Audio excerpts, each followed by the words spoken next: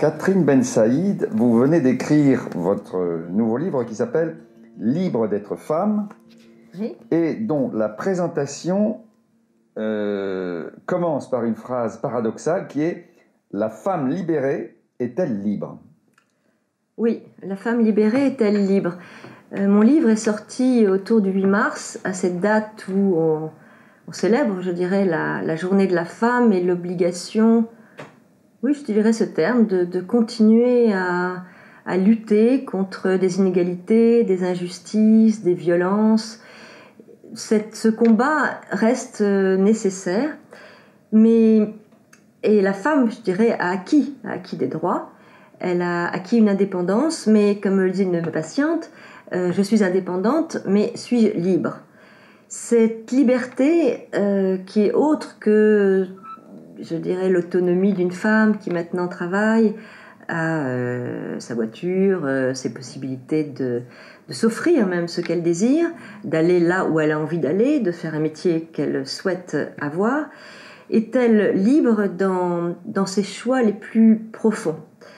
C'est une chose différente, hein, de pouvoir, d'avoir une vie, encore une fois, autonome, et d'être libre, selon les moments de sa vie, d'accéder à ce qui, au fond, nous importe le plus.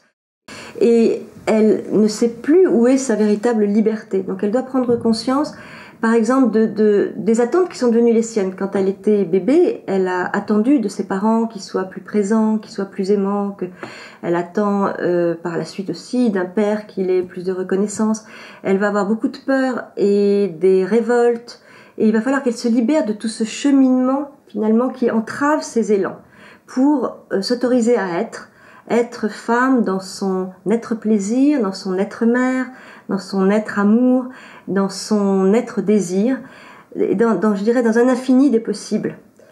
Et la plus belle liberté est certainement la liberté d'aimer, et la liberté de donner son amour, puisque la plus grande liberté est de donner, au fond.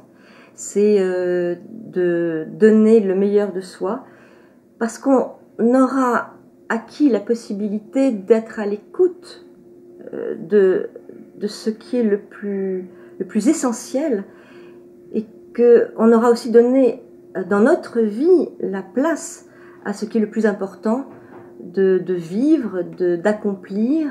L'amour, au fond, c'est ce don de soi, et je dis même que aimer, au fond, c'est donner sa liberté, donner une part de sa liberté.